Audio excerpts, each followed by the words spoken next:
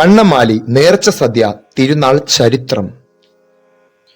കണ്ണമാലിയുടെ മണ്ണിൽ വിശുദ്ധ യൗസേ പിതാവിന്റെ നേർച്ച സദ്യ തിരുനാൾ ആരംഭിച്ചിട്ട് 107 വർഷം പൂർത്തിയായി. 1905 കണ്ണമാലിയിൽ ഉണ്ടായ അതിരൂക്ഷമായ കടലാക്രമണവും തുടർന്നുണ്ടായ കോളറ രോഗവും വിശുദ്ധ യൗസേ പിതാവ് വഴിയുണ്ടായ അത്ഭുത രോഗശാന്തിയുമാണ് കണ്ണമാലി തിരുനാളിന് തുടക്കമാകാൻ കാരണമായത്. കോളറ മൂലം ആയിരക്കണക്കിന് ആളുകളാണ് അന്ന് കണ്ണമാലിയിൽ മരണമടഞ്ഞത്. ഭക്ഷണത്തിലൂടെയും വെള്ളത്തിലൂടെയും പടർന്നു പിടിച്ച കോളറ മൂലം കണ്ണമാലിയിൽ മൃതശരീരങ്ങൾ കുന്നുകൂടി. അന്ന് കണ്ണമാലി പള്ളി വികാരിയായിരുന്ന ഫാദർ ജോസഫ് സോറസിന് ഉറക്കത്തിൽ യൗസേ പിതാവ് ഉണ്ണിയേശുവിനോടും പരിശുദ്ധ കന്യാമറിയത്തോടും കൂടെ പ്രത്യക്ഷപ്പെട്ട് നൽകിയ ദർശനത്തെ തുടർന്ന് വിശുദ്ധ യൗസേ പിതാവിന്റെ മരണ തിരുനാൾ ദിനമായ 1905 മാർച്ച് 19 ജനങ്ങൾ വീടുകളിൽ തയ്യാറാക്കിയ ഭക്ഷണ സാധനങ്ങൾ പള്ളിമുറ്റത്ത് കൊണ്ടുവന്ന് ആശീർവദിച്ച് കഴിച്ചു. വീടുകളിൽ രോഗികളായിരുന്നവർക്കും ആ ഭക്ഷണം നൽകി. അത്ഭുതമെന്ന് പറയട്ടെ, ഭക്ഷണം വഴി പടർന്ന് പിടിച്ചുകൊണ്ടിരിക്കുന്ന കോളറ നിയന്ത്രണ വിധേയമായി. ആശീർവദിച്ച ഭക്ഷണം കഴിച്ച രോഗികൾ രോഗവിമുക്തരായി. പിന്നെ ഇതേവരെ കണ്ണമാലിയിൽ കോളറ ഉണ്ടായിട്ടില്ല. വിശുദ്ധ യൗസേ പിതാവിന്റെ മരണ തിരുനാൾ ദിനമായ മാർച്ച് 19 ലക്ഷക്കണക്കിന് ആളുകളാണ് കണ്ണമാലി വിശുദ്ധ യൗസേ പിതാവിന്റെ നേർച്ച സദ്യയിൽ പങ്കെടുത്ത് അനുഗ്രഹം പ്രാപിക്കാൻ എത്തുന്നത്. കണ്ണമാലിയിലെ വിശുദ്ധ യൗസേ പിതാവിന്റെ അത്ഭുത തിരുസ്വരൂപം. കണ്ണമാലിയിലെ വിശുദ്ധ യൗസേ പിതാവിന്റെ അത്ഭുത രൂപം കർമ്മലീത്ത വൈദികർ സ്പെയിനിൽ നിന്നും കൊണ്ടുവന്നതാണ്. തെക്ക് ഏതോ പള്ളികളിലേക്ക് വേണ്ടിയാണ് കർമ്മലീത്ത വൈദികർ യൗസേ പിതാവിന്റെ 3 രൂപങ്ങൾ കടൽ വഴി കൊണ്ടുവന്നത്. കണ്ണമാലി പള്ളിയുടെ പടിഞ്ഞാറ് വശത്തെത്തിയപ്പോൾ പായ്ക്കപ്പലിന്റെ പായ കാറ്റ് പിടിക്കാതെയായതിനെ തുടർന്ന് കണ്ണമാലി പള്ളിയുടെ മുന്നിൽ കപ്പൽ കരക്കടുപ്പിച്ചു. പായയുടെ തകരാറായിരിക്കുമെന്ന് കരുതി പരിശോധിച്ച ശേഷം പുറപ്പെടാനൊരുങ്ങിയപ്പോൾ കപ്പൽ മണ്ണിലുറച്ചിരിക്കുന്നതായി കണ്ടു. കപ്പലിന്റെ ഭാരം കുറക്കാൻ സ്പെയിനിൽ നിന്നും കപ്പലിൽ കയറ്റുമ്പോൾ തന്നെ വലതുകാൽ ഒടിഞ്ഞിരുന്ന രൂപം കരക്കിറക്കി വെച്ചു. അത്ഭുതമെന്നോണം കപ്പൽ വെള്ളത്തിൽ ഉയർന്നു. തുടർന്ന് രൂപം കപ്പലിൽ കയറ്റാൻ ശ്രമിച്ചെങ്കിലും അത് മണ്ണിൽ നിന്ന് ഉയർന്നില്ല. മറ്റു മാർഗമൊന്നുമില്ലാതായപ്പോൾ രൂപം കണ്ണമാലിക്കാർക്ക് നൽകി കപ്പൽ യാത്ര തുടർന്നു. വൈക്കോലിൽ പൊതിഞ്ഞിരുന്ന രൂപം പുതിയ പള്ളിയിൽ സ്ഥാപിക്കാമെന്ന് കരുതി ഒരു വശത്ത് എടുത്തു വെച്ചു. പിന്നീട് രൂപത്തിന്റെ കാര്യം എല്ലാവരും മറന്നു.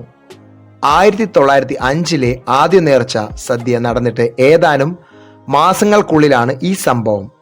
അക്കാലത്ത് നാട്ടിൽ പശുക്കൾക്ക് വയറ്റിളക്കം പടർന്നു. നിരവധി കന്നുകാലികൾ മരിച്ചു.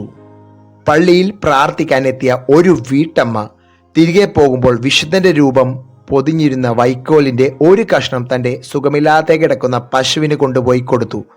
അത്ഭുതകരമായ പശു സുഖം പ്രാപിച്ചു. തുടർന്ന് രോഗം ബാധിച്ചു കിടന്നിരുന്ന എല്ലാ പശുക്കൾക്കും വിശുദ്ധന്റെ രൂപം പൊതിഞ്ഞ വൈക്കോൽ നൽകി. അവയെല്ലാം സുഖം പ്രാപിച്ചു. രൂപം പുറത്തെടുത്ത് ഒടിഞ്ഞ കാൽ നന്നാക്കി പള്ളിയിൽ പ്രതിഷ്ഠിച്ചു.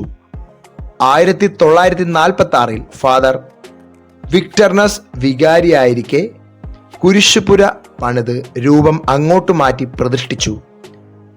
തന്നിൽ ആശ്രയം തേടുന്നവർക്കെല്ലാം അനുഗ്രഹമാരി ചൊരിഞ്ഞ് കണ്ണമാലിയിൽ നിലകൊള്ളുന്നത് 1905 കണ്ണമാലിയിലെത്തിയ ആ അത്ഭുത രൂപം തന്നെയാണ് ഇപ്പോഴുമുള്ളത്.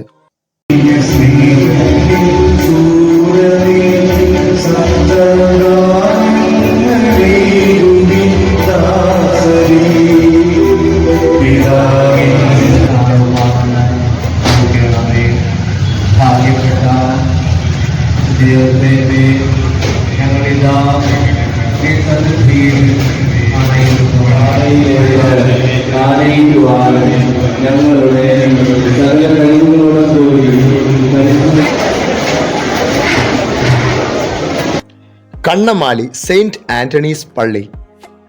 കണ്ണമാലി സെയിന്റ് ആന്റണീസ് പള്ളിക്ക് 267 വർഷത്തെ ചരിത്രമുണ്ട്. ഇന്നത്തെ കണ്ണമാലി പള്ളിക്ക് 3 കിലോമീറ്റർ പടിഞ്ഞാറ് മാറി 1745 ആദ്യ കണ്ണമാലി പള്ളി അമലോത്ഭവ മാതാവിന്റെ നാമധേയത്തിൽ സ്ഥാപിതമായി. 1795 കടലാക്രമണം മൂലം ഈ പള്ളി തകർന്നപ്പോൾ 1896 രണ്ടാമത്തെ പള്ളി പണിതു. 1873 മുണ്ടംവേലി പള്ളിയിൽ നിന്ന് വേർപെട്ട് കണ്ണമാലി സ്വതന്ത്ര ഇടവകയായി. 1905 രൂക്ഷമായ കടലാക്രമണം ഈ പള്ളിയിൽ ഭാഗികമായി തകർത്തു. 1908 കടലാക്രമണം തകർച്ച പൂർണ്ണമാക്കി. 1909 ജൂൺ 13 മൂന്നാമത്തെ കണ്ണമാലി പള്ളിക്ക് ഇന്നത്തെ പള്ളി ഇരിക്കുന്ന സ്ഥലത്ത് തറക്കല്ലിട്ടു.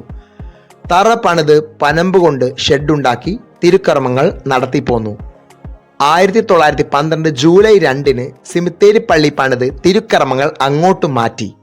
1942 നവംബർ 22 ഇന്നത്തെ കണ്ണമാലി പള്ളി ആശീർവദിക്കപ്പെട്ടു. അമലോത്ഭ മാതാവിന്റെ നാമധേയത്തിലായിരുന്ന കണ്ണമാലി പള്ളി വിശുദ്ധ അന്തോണിസിന്റെ നാമധേയത്തിലാണ് ഇന്ന് അറിയപ്പെടുന്നത്.